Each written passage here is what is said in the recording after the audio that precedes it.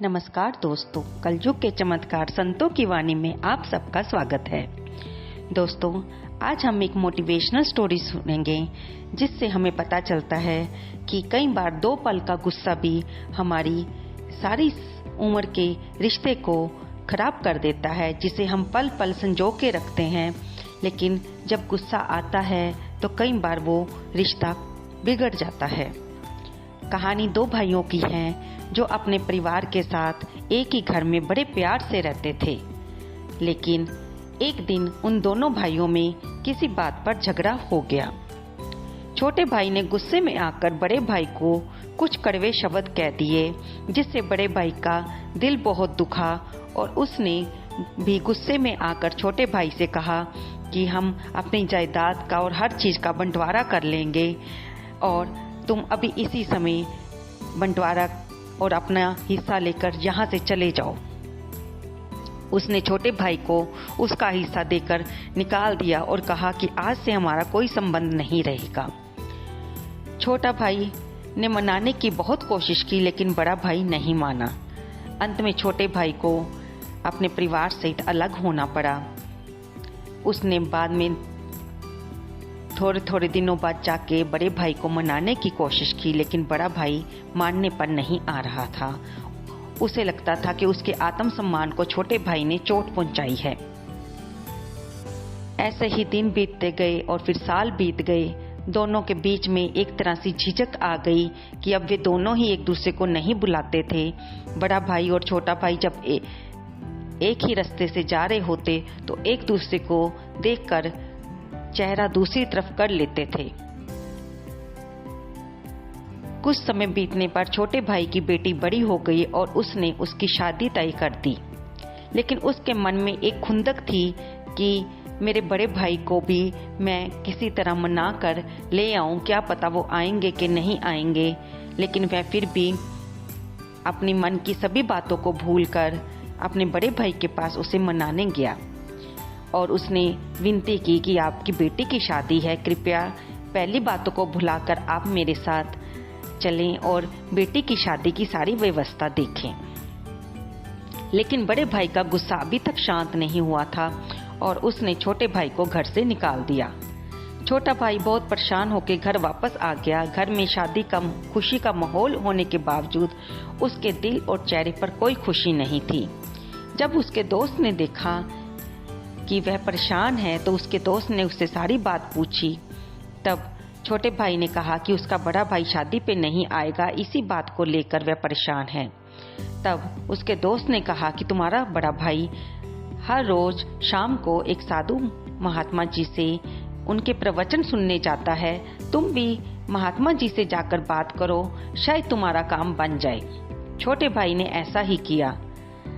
अगले दिन जब बड़ा भाई महात्मा जी के पास पहुंचा तो महात्मा जी ने इशारे से उसे अपने पास बुलाया और कहा, पुत्र, आज से 2 दिन पहले जो मैंने तुम्हें सत्संग में बातें कही थी, क्या तुम्हें याद है? तो बड़े भाई ने सोचने की कोशिश की, लेकिन उसे कुछ भी याद ना आया कि 2 दिन पहले गुरुजी ने क्या कहा था। तो उन्होंने कहा कि क्षमा करें गुरुजी, मुझे इस समय कुछ भी याद नहीं आ रहा। तब महात्मा जी बोले, ठीक है, प्रवचन समाप्त होने पर मुझसे मिलकर जाना। इसके बाद महात्मा जी ने सारी संगत को प्रवचन सुनाया और प्रवचन समाप्त होने पर बड़ा भाई जब महात्मा जी के पास पहुंचा तो महात्मा जी ने कहा, पुत्र, तुम्हें हर रोज इस सत्संग में आते हो, लेकिन जब मैंने तुमसे पूछा कि 2 दिन पहले सत्संग में मैंने क्या कहा था तो तुम्हें कुछ भी याद नहीं था। लेकिन तुम्हें अपने छोटे भाई की कही हुई इतने साल पहले की बात जो भी उसने गुस्से में कही थी वो तुम्हें आज तक याद है। पुत्र, हम सत्संग में इसलिए आते हैं कि हम वहां से विवेक और प्रभु की गुण, दया, क्षमा अपना सकें। लेकिन तुमने इतने सालों बाद कड़वे वचनों को अपने दिल में बिठा कर रखा है, जबकि तुम मेरी 2 दिन पहले कही हुई सत्संग में अच्छी बातों को भूल गए। हमें सत्संग ये सिखाता है कि हमें कड़वी बातों को भूलना चाहिए और अच्छी बातों को अपनाना चाहिए। इसी से हमारा जीवन शांतिमय बनता है और हम अपने जीवन के सभी जिम्मेदारियों का निर्वाह करते हुए खुशी खुशी जीवन जीते हैं। अगर हम इन कड़वे वचनों को अपने दिल में बिठाए रखें तो हम अपने ही रिश्तों को खराब करते हैं, और जब तक हम समझ पाते हैं तो समय निकल जाता है। हमें कड़वे वचनों को अपने दिल से निकालने का प्रयास करना चाहिए, क्योंकि गुस्से में आदमी वो भी कह जाता है जो कि वो नहीं कहना चाहता। इसलिए तुम मेरी बातों को समझो और छोटे भाई को क्षमा करके उसकी बेटी की शादी में उसके कार्यों में शामिल हो। अब बड़ा भाई सारी बात को समझ चुका था। उसने महात्मा जी को प्रणाम किया और अच्छा गुरुजी कहकर वह सीधे छोटे भाई के घर की ओर चल दिया। छोटे भाई ने जब बड़े भाई को अंदर आते देखा तो वह खुशी से उठा और बड़े भाई को प्रणाम किया, तो बड़े भाई ने उसे गले से लगा लिया। दोनों ने एक दूसरे से क्षमा मांगी। बड़े भाई ने कहा कि अब तुम चिंता मत करो, मैं सारी व्यवस्था देख लूंगा, तुम्हारी बेटी मेरी बेटी ही तो है।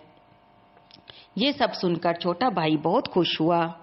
तो दोस्तों, ये कहानी हमें इस बात की शिक्षा देती है कि हम लोग अपने दिल में जिन बातों को भूलना चाहिए उन्हें तो बैठा ही रखते हैं। किसी के प्रति गुस्सा, किसी के प्रति नफरत, किसी के कहे हुए कड़वे वचन, लेकिन जो अच्छी बातें हमें जीवन जीना सिखाती हैं हम उन्हें याद ही नहीं रख पाते। हमें प्रयास ये करना चाहिए कि हम अच्छी बातों को याद रखें और बुरी बातों को भूल जाएं। दोस्तों, आपको ये कहानी कैसी लगी कृपया कमेंट बॉक्स में अवश्य लिखें। अगर आपने अभी तक मेरे चैनल को सब्सक्राइब नहीं किया है तो बेल आइकन दबाकर इसे सब्सक्राइब कर लें। धन्यवाद दोस्तों, इसे लाइक करें, शेयर करें और सब्सक्राइब करें।